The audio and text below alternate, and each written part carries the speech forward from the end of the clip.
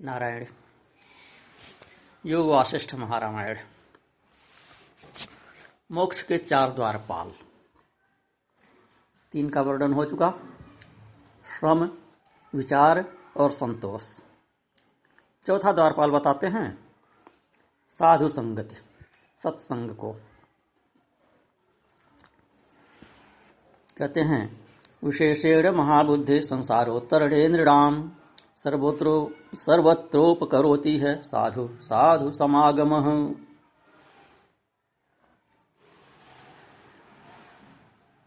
इस लोक में श्रेष्ठ साधु समागम मनुष्यों के संसार सागर से पार करने में विशेष रूप से सब स्थानों पर उपकार करता है।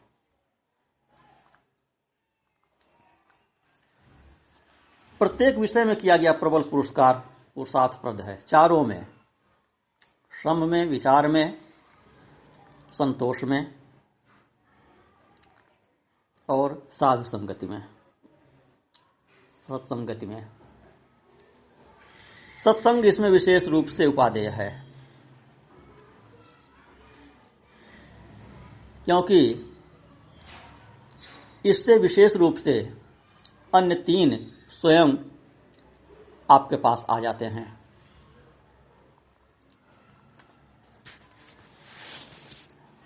भगवान आदि शंकराचार्य कहते हैं चरपट पंजरिका स्तोत्र में, जो भज गोविंदम नाम से प्रसिद्ध है, काते कांता कस्ते पुत्र संसारोऽयमतीव विचित्र त्रिजगति सज्जन संगति रेखा भवति भवार्णव तरणे नौका।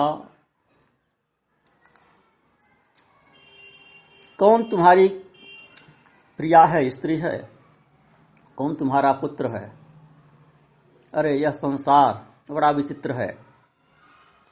सज्जनों की संगत ही स्त्रीलोक में एकमात्र वह वस्तु है जो संसार सागर से पार कराने वाली नौका बन सकती है। क्षणम सज्जन संगति रेखा भवति भवार्णव तरणे नौका। सत्संग से ही संसार सागर पार किया जा सकता है। स्वप्न में दिखाई दे रहे महान दुख का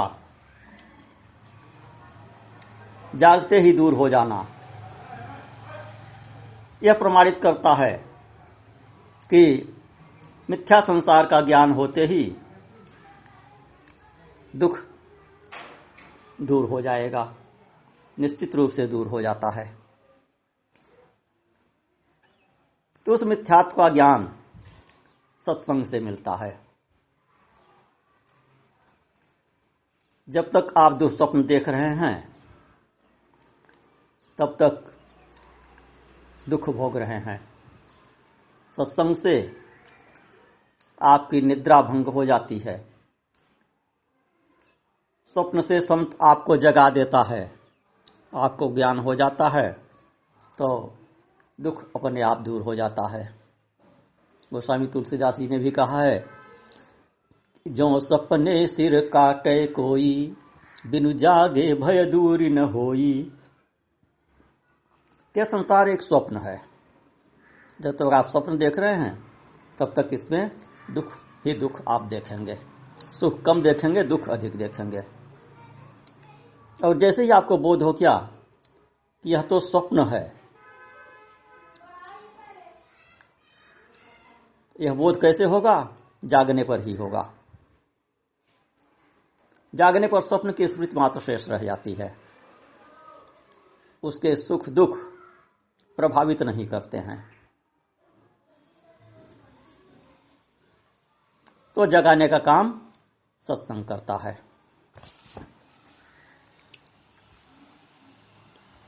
अज्ञान रूपी वृक्ष का उच्छेद यह सत्संग ही करता है।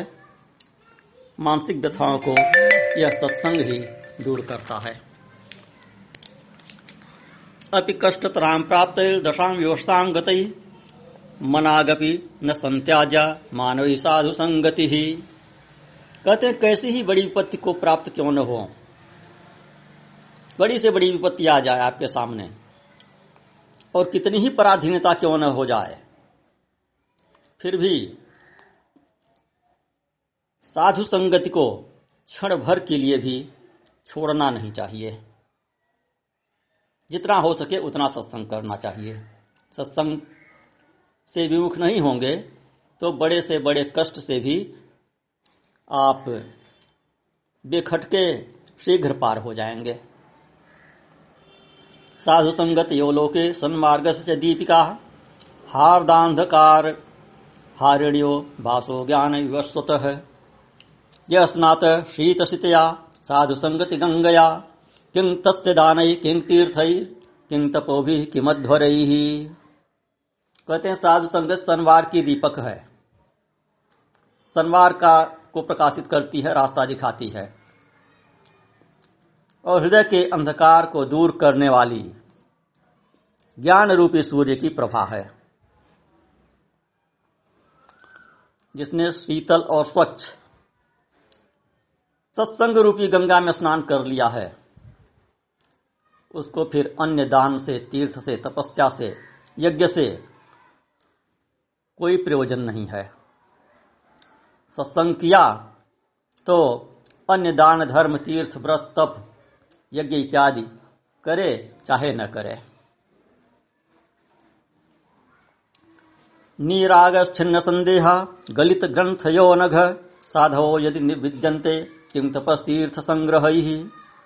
जिनके राग नष्ट हो गए हैं, जिनके संदेह कट चुके हैं एवं चिदचित ग्रंथ नष्ट हो चुकी है, चिज्जड़ ग्रंथि जिनकी नष्ट हो चुकी है, जड़ और चेतन का विवेक जिनको हो गया है, ऐसे साधु पुरुष यदि विद्यमान हैं तो फिर तप करने से क्या प्रयोजन, तीर्थ सेवन करने से क्या प्रयोजन।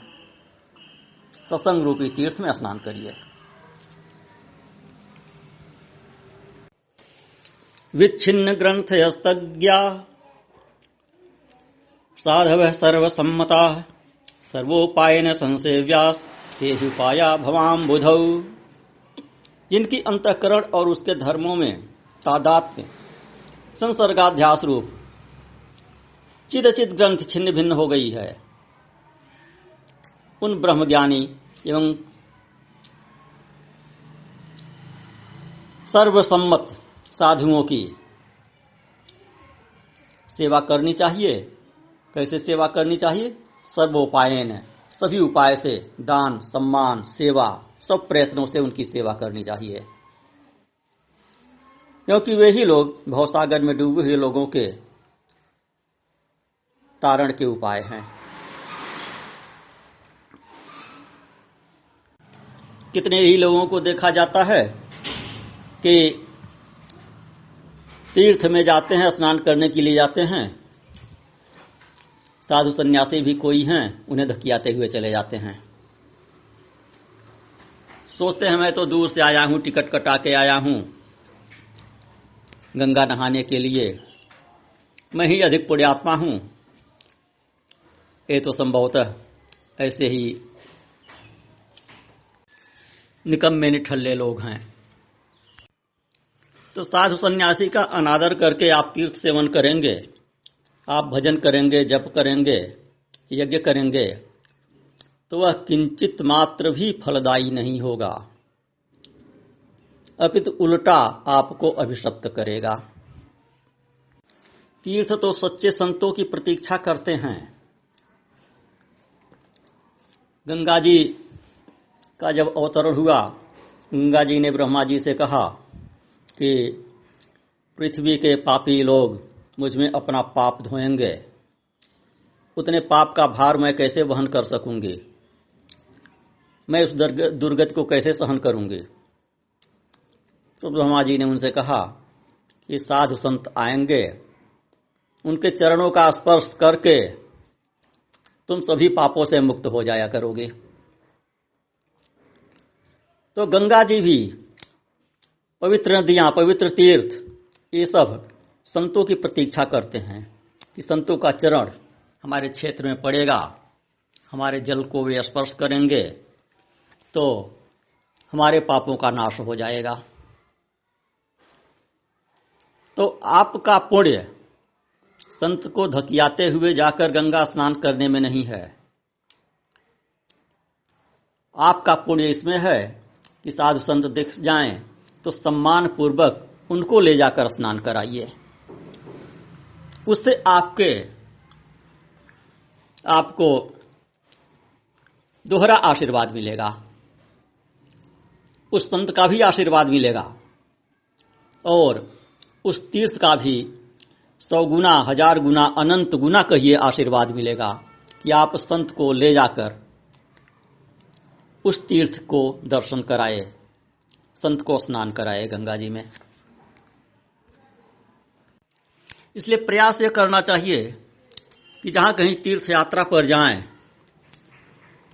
गंगा स्नान इत्यादि के लिए जाएं, तो प्रयास ये करें कि किसी सच्चे साधु संत को प्रार्थना करके, आग्रह करके साथ में लेकर जाएं, सम्मान पूर्वक उनकी सेवा करते हुए प्रार्थना करके, आग्रह करके उनको साथ में लेकर जाएंगे तो तीर्थ आपको अधिक आशीर्वाद देंगे।